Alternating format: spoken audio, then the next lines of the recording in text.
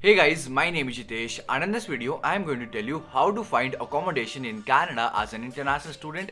And along with that, guys, I'm also going to tell you what things you should keep in mind before finalizing your accommodation.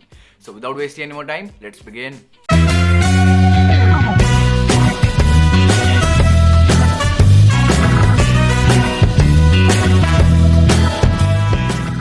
So first of all guys, सबसे पहला तरीका Canada में accommodation ढूंढने का है through a website called Kijiji, KIJIJI।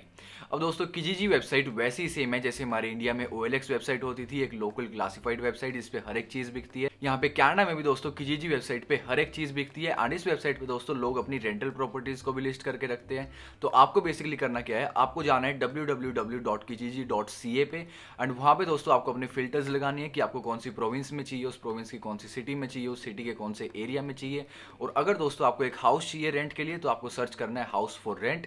अगर आपको एक रूम चाहिए रेंट के लिए तो आपको सिंपली सर्च करना है रूम्स फॉर रेंट। फिर आपके सामने बहुत सारे ऑप्शंस आ जाएंगे, आप उनमें से किसी भी एक ऑप्शन को सिलेक्ट करो जो आपको सूट कर रहा हो। एंड वहाँ पे दोस्तों आपको नीचे ओनर की डिटेल्स भी मिल जाएंगी, वहाँ पे ओनर का कॉन्टैक्ट नंबर भी होगा, आप उनसे एक बार फोन पे बात कर लो। एंड उसके बाद दोस्तों आप प्रॉपर्टी को एक बार फिजिकली जाके विजिट भी कर लो and then you can finalise your accommodation. So coming to the second method guys, अब दोस्तों सेकंड मेथड कनाडा में अकोमोडेशन ढूंढने का है थ्रू फेसबुक मार्केट प्लेस। अब दोस्तों फेसबुक मार्केट प्लेस को इंडिया में तो कोई भी यूज नहीं करता था, लेकिन यहाँ पे कनाडा में दोस्तों फेसबुक मार्केट प्लेस बहुत ही ज्यादा पॉपुलर है। तो यहाँ पे भी दोस्तों आपको वही सेम प्रोसेस को फॉलो करना है जैसे हमने किजीजी वेबसाइट पे किया था। आपको फेसबुक मार्केट प्लेस को ओपन करना है, वहां पे आपको अपने फिल्टर्स लगाने हैं, अपनी प्रोविंस के, अपनी सिटी के, अपने एरिया के, आपको रूम चाहिए या हाउस चाहिए। एंड फिर दोस्तों आपके सामने बहुत से ऑप्शंस आ जाएंगे, आप उनमें से किसी भी एक ऑप्शन को सिलेक्ट करो, ओनर के साथ आप चैट करके अपना नंबर एक्सचेंज कर लो। एंड फिर आप एक बार प्रॉपर्टी को फिजिकली जाके विजिट करो और फिर आप अपनी अकोमोडेशन को फाइनलाइज कर सकते हो। So moving on to the third method guys, अब दोस्तों थर्ड मेथड कनाडा में अकोमोडेशन ढूंढने का है थ्रू फेसबुक ग्रुप्स। अब दोस्तों जिस भी कॉलेज या जिस भी यूनिवर्सिटी में आप आ रहे हो, उस कॉलेज या उस यूनिवर्सिटी का दोस्तों यहाँ पे कनाडा में ग्रुप्स होती है जो इंटरनेशनल स्टूडेंट्स नहीं बना रखे होते हैं। जैसे कि दोस्तों मेरा सेंटेनियल कॉलेज है, तो मुझे सिंपली फेसबुक पे जाके सर्च करना है सेंटेनियल कॉलेज इंटरनेशनल स्टूडेंट्स या फिर सेंटेनियल कॉलेज हाउसिंग। या फिर अगर दोस्तों आपका सैनिका कॉलेज है तो आपको सर्च करना है सैनिका कॉलेज इंटरनेशनल स्टूडेंट्स या फिर सैनिका कॉलेज हाउसिंग। तो आपके सामने दोस्तों ग्रुप्स खुल जाएंगे, उनमें से जिस भी ग्रुप में सबसे ज्यादा मेंबर हो आपको वो ग्रुप ज्वाइन कर लेना है। एंड वहाँ पे दोस्तों डेली पोस्ट आती रहती है जिसमें लोग अपनी पोस्ट डालते हैं कि यहाँ पे रूम खाली है बॉयज के लिए या फिर यहाँ पे रूम खाली है गर्ल्स के लिए। वहाँ से दोस्तों आप अपनी अकोमोडेशन ढूंढ सकते हो। और ऐसे ग्रुप्स में दोस्तों आप खुद भी पोस्ट कर सकते हो कि मैं इस डेट को कनाडा में आ रहा हूँ, मुझे एक रूम चाहिए रेंट के लिए। और अगर दोस्तों किसी बंदे के पास कोई रूम अवेलेबल होगा तो आपकी पोस्ट पे कमेंट कर देगा, वहां से आप दोस्तों उस बंदे से चैट कर सकते हो, चैट में आप अपना नंबर एक्सचेंज कर लो। एंड इस तरीके से भी दोस्तों आप अपनी अकोमोडेशन को फाइनलाइज कर सकते हो in Canada as an international student. So finally guys, moving on to the fourth and the last option. तो दोस्तों फोर्थ मेथड है कनाडा में अकोमोडेशन ढूंढने का through a website called rentals.ca। अब दोस्तों rentals.ca एक वेबसाइट है, इस वेबसाइट पे सिर्फ और सिर्फ रेंटल प्रॉपर्टीज ही लिस्ट होती है। तो आपको बेसिकली क्या करना है, आपको गूगल पे जाके सर्च करना है www.rentals.ca। आपके सामने वेबसाइट खुल जाएगी। आपको यहाँ पे भी दोस्तों वही सेम प्रोसेस को फॉलो करना है। आपको फिल्टर्स में अपनी प्रोविंस सिलेक्ट करनी है, अपनी सिटी सिलेक्ट करनी है, अपना एरिया सिलेक्ट करना है, आपको घर चाहिए या आपको रूम चाहिए। एंड फिर दोस्तों आपके सामने इस वेबसाइट पे भी बहुत से ऑप्शंस खुल जाएंगे। लेकिन दोस्तों इस वेबसाइट की एक डाउन साइड ये है कि इस वेबसाइट में जो आपको ऑप्शंस मिलेंगे वो काफी ज्यादा एक्सपेंसिव होंगे इन कंपैरिजन टू किजीजी और फेसबुक मार्केट प्लेस और फेसबुक ग्रुप्स। तो इसलिए दोस्तों आपको इस ऑप्शन को सबसे लास्ट के लिए रखना है। अगर दोस्तों आपको किजीजी से कुछ ना मिले, अगर आपको फेसबुक मार्केट प्लेस से भी कुछ ना मिले, अगर आपको फेसबुक ग्रुप से भी कुछ ना मिले, तब आप इस ऑप्शन को कंसीडर कर सकते हो। So now guys, let's talk about some things that you should keep in mind while finalizing your accommodation in Canada as an international student. So guys, सबसे पहली जो चीज है वो आपको ये देखना है कि क्या आपकी अकोमोडेशन के पास एक प्लाजा है या नहीं है। अब दोस्तों प्लाजा क्या होता है? प्लाजा दोस्तों होता है जैसे हमारे इंडिया में शॉपिंग कॉम्प्लेक्सेस होते थे, वैसे ही सेम कनाडा में प्लाजा होता है। वहाँ पे दोस्तों काफी सारे ग्रोसरी स्टोर्स होते हैं, रेस्टोरेंट्स होते हैं। बेसिकली दोस्तों ज्यादातर बिजनेसेस यहाँ पे प्लाजाज के अंदर ही होते हैं। तो इसलिए दोस्तों आपको ये ध्यान में रखना है कि आपकी जो अकोमोडेशन है वो एक प्लाजा के पास हो।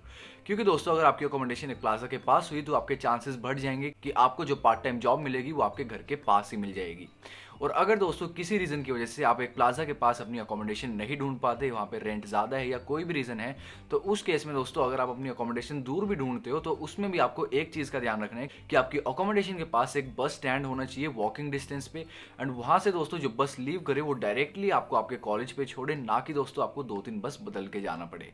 इससे दोस्तों आपकी लाइफ थोड़ी कन्वीनियंट हो जाएगी and it will be much better for you. So moving on to the second thing guys, अब दोस्तों दूसरी चीज ये है कि आपको अपने ओनर को पहले एडवांस बिल्कुल भी नहीं देना। क्योंकि दोस्तों बहुत सारे इंटरनेशनल स्टूडेंट्स ये वाली गलती कर देते हैं। वो क्या करते हैं, वो इंडिया से ही अपनी एक अकोमोडेशन बुक करा लेते हैं कैनाडा में, एंड वहाँ पे दोस्तों कैनाडा में जो उनका ओनर होता है वो उनको कहता है कि तुम मुझे $500 पहले ही एडवांस दे दो अपनी बुकिंग के लिए, एंड बचे हुए पैसे जो है वो तुम मुझे कैनाडा आने के बाद दे देना। अब दोस्तों वो स्टूडेंट्स ऐसा कर देते हैं, लेकिन जब वो कैनाडा में आते हैं और उस प्रॉपर्टी को फिजिकली जाके विजिट करते हैं, तब दोस्तों वो देखते हैं कि उस प्रॉपर्टी में पहले ही कोई रह रहे हैं, एंड जो वो ओनर होता है वो उनके $500 भी वापस नहीं करता। तो इसलिए दोस्तों आई वुड हाईली रिकमेंड कि आप किसी भी ओनर को पहले ही एडवांस पैसे मत देना। जब आप उस ओनर के साथ अपनी लीज साइन कर चुके होगे तभी आपको अपने पैसे देने हैं। और दोस्तों जो लीज आप साइन करोगे उसमें आपको ध्यान रखना है कि उस लीज के अंदर आपका नाम भी ऐड होना चाहिए, क्योंकि दोस्तों कई ओनर्स क्या करते हैं, वो लीज के अंदर अपने टेनेंट का नाम ऐड नहीं कराते ताकि वो बाद में अपने टेनेंट को हरास कर सके, वो कभी भी अपने टेनेंट का रेंट बढ़ा सके। तो इसलिए दोस्तों आपको ध्यान रखना है कि आपको अपनी लीज में अपने ओनर का नाम, अपना नाम और आपके साथ जो भी कोई आपका रूममेट रह रहा है उसका नाम ऐड जरूर कराना है।